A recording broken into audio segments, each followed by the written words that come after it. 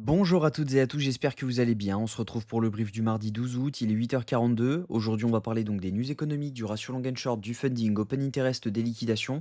On regardera ce que font les whales en finissant par l'analyse technique de Bitcoin. Mais avant ça, on va regarder donc ce qui s'est passé hier. Hier, on a eu un dump donc sur Bitcoin, on est passé baissier potentiellement. On voit qu'on a validé donc notre changement de tendance en M15. On a eu pas mal de ventes au niveau des whales. On a des gens qui long. Donc on a pas mal de choses qui nous annoncent que on peut potentiellement venir chercher les 115 000 dollars dans les jours à venir. Ça n'enlève pour le moment en rien la tendance haussière. Cependant, si jamais cette zone des 112 600 dollars venait à ne pas tenir, il y a de fortes probabilités qu'on aille beaucoup, beaucoup plus bas. C'est la raison pour laquelle j'ai décidé de vendre encore 50% des bitcoins que j'avais quand on était à 120 000 dollars. J'avais dit à 120 000 dollars, je revendrai 50% des bitcoins que j'ai. Donc j'ai déjà vendu quasiment 75-80% des bitcoins que j'ai. Tout simplement du fait que je trouve qu'on est dans une zone potentiellement clé et je préfère avoir ce manque à gagner si on allait à 140 000 plutôt que, de vivre, sans prendre de profit tout simplement, voilà la raison.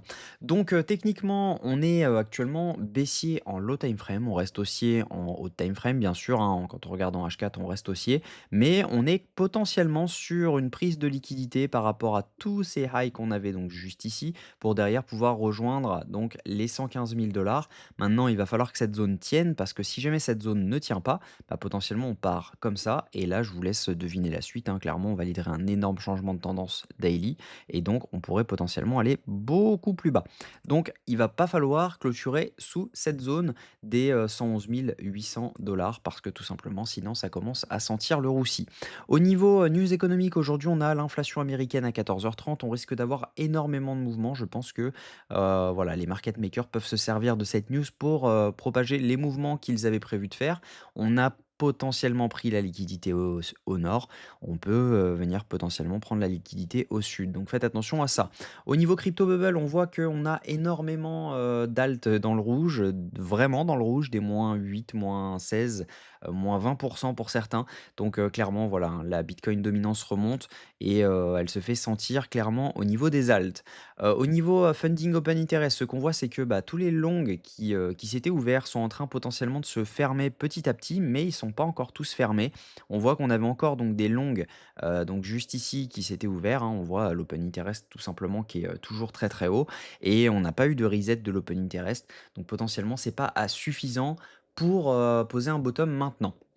Au niveau liquidation, ce qu'on voit, c'est qu'on a un cluster de liquidité à venir prendre autour des 117 600 dollars. Donc, logiquement, on devrait venir le prendre. Est-ce qu'on va poser un bottom dans cette zone ou est-ce qu'il va falloir aller plus bas? Moi, je pense que voilà, on peut potentiellement venir chercher cette zone et ça pourrait être suffisant pour ensuite avoir un rebond court terme pour venir chercher les 123 000 dollars parce qu'on a beaucoup de liquidités. Maintenant, ça, c'est au niveau liquidation. Quand on regarde sur une semaine, on a un cluster à 115 500 dollars qui coïncide avec la zone OTE, avec un FVG qui n'était pas fil, avec un order block. Donc on a énormément de chances de venir chercher cette zone-ci. Également, au niveau data, on a des whales qui vendent massivement. On a eu des ventes pour environ 400 millions hier. Les micro-whales vendent également, tandis que les retails, eux, achètent. Donc j'ai pas envie de dire que c'est les retails qui maintiennent le prix, mais c'est plutôt les contrats dérivés qui maintiennent le prix. On voit que au niveau delta, on est donc à l'équivalent au niveau achat-vente au niveau des whales que si jamais on était à 116 000 dollars. Si jamais on regarde au niveau des micro-whales, on est à l'équivalent, même chose, des 116 500 dollars. Donc ça veut dire qu'on a une divergence entre le prix spot et le prix contrat dérivé. Donc ça veut dire que c'est maintenu artificiellement par les contrats dérivés actuellement. Donc on n'est pas à l'abri de venir faire quelque chose comme ça, dans lequel on vient mèche dans cette zone et ensuite on voit ce qui se passe. Est-ce qu'on a des achats spot? Est-ce qu'on a des shorts qui s'ouvrent donc on peut continuer à monter? Ou est-ce que tout le monde se met à long et par conséquent on va plus bas? Donc c'est ça qu'il va falloir analyser. En tout cas, il y a de fortes chances, de fortes chances, il y a pas mal de raisons de croire qu'on peut venir chercher les 115 900 dollars incessamment sous peu. Je pense même peut-être dans l'après-midi. Donc ça pourrait être intéressant si jamais on a un bon setup d'ouvrir un short parce que voilà, on a pris la liquidité, on est baissier en M15. Donc si jamais on venait à faire une prise de liquidité de ce style-là, par exemple un retour dans ce FVG ou juste au-dessus de cette zone, ça pourrait être intéressant de venir liquider ensuite pour ensuite poser potentiellement un bottom. Donc voilà le plan de la journée. Je pense qu'on peut venir chercher les 115 000 $. Maintenant, voilà, si cette zone venait à tenir, je n'y crois pas tellement, étant donné qu'on a laissé un bel équal low juste ici. Donc logiquement, ce n'est pas, un bottom, ici. Il y a très peu de chances. À mon avis, on va quand même venir au minimum chercher cette zone-ci des 117 600 comme on l'a vu avec les liquidations. On peut avoir un rebond à ce moment-là. Donc on peut venir chercher les 117 000 et ensuite avoir le rebond dont on parlait, venir chercher ensuite les 115 000 $.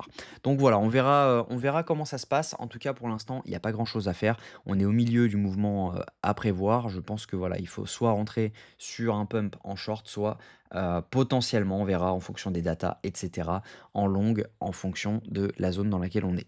Donc voilà, je vous souhaite une très bonne journée. D'ailleurs, pour rappel, hier, on a eu un giveaway de 600 sur la School. J'ai fait gagner 100 à 6 personnes, donc vraiment, vraiment cool. On est actuellement donc à près de 2 000 de giveaway, depuis l'ouverture de la School, donc ça fait plaisir. Ça fait, 2 000 en 4 mois et demi, en 5 mois, donc plutôt cool.